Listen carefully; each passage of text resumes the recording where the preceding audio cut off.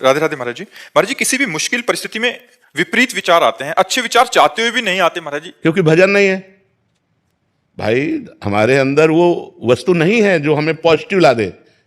अगर पॉजिटिव आ गया तो फिर विपत्ति किस बात की?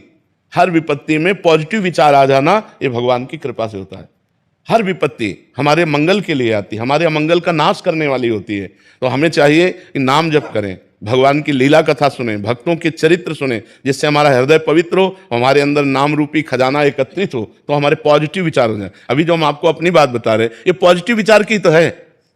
पॉजिटिव विचार के कारण हम थमे हुए हैं। जैसे एकदम बाढ़ आ जाए और उसका तट उसको रोके हुए हो, तो ऐसे बाढ़ आ गई है कष्ट की, पर विचार रूपी तट रोके हुए। बड़ी कृपा है, लाडली जी की अपार कृपा है। वह हर बार यह बड़ी कृपा है, बड़ी कृपा है। कष्ट के समय भी राधा राधा राधा, तो कष्ट समझ में ही नहीं आता। अब भगवान से जुड़े नहीं, नाम जब कर नहीं रहे, अध्यात्म का ज्ञान है नहीं, तब तो माया पीस ही देगी, फिर तो पीस देगी। देखो ना क्या क्या हाल हो रहे हैं। एक एक इंच जमीन के लिए भाई भाई का खून कर रहा है, अपनी वासना के लिए पत्नी पति का खून कर रही, पति पत्नी का खून कर। ये क्या हो रहा है? ये क्या हो रहा है?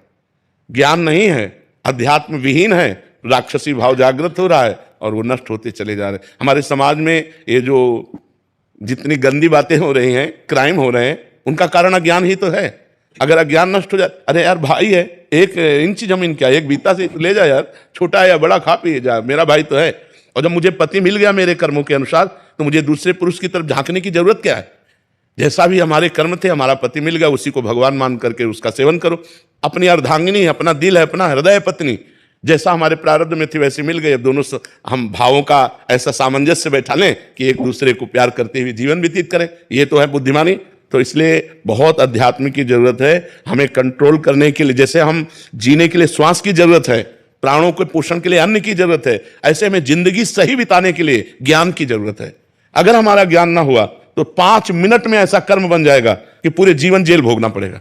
तो हमें अपने जीवन जीने के लिए ज्ञान की जरूरत है, जो हम अपने इंद्रियों पर कंट्रोल कर सकें, अपने मन पर कंट्रोल कर सकें और हम पॉजिटिव विचार वाले बने। वो नाम जप और सत्संग, सत्संग के द्वारा ज्ञान प्राप्त करो और सही आचरण करो, तो जीवन आनंदमय हो जाएगा। नहीं तो जरा सी गुस्सा की, एक को मार दिया, वो तो मर गया, तुम पूरे आजीवन जेल या फांसी की सजा। कितना मतलब सोचो, हमारी छोटी छोटी गलतियों हमारे समाज का होगा क्या? जब ज्ञान नहीं होगा तो राक्षसी भाव होगा, पशुता होगा, हिंसा होगा। ये बहुत, आप देखो हमारे चींटी काटे तो कैसा लगता है? लगता है ना कि हमारे काट रहे। अब वो किसी लड़की को गायब करके ले जाते हैं, हिंसा कर देते हैं, मार देते। अब ये राक्षसी बुद्धि है कि नहीं बुद्धि?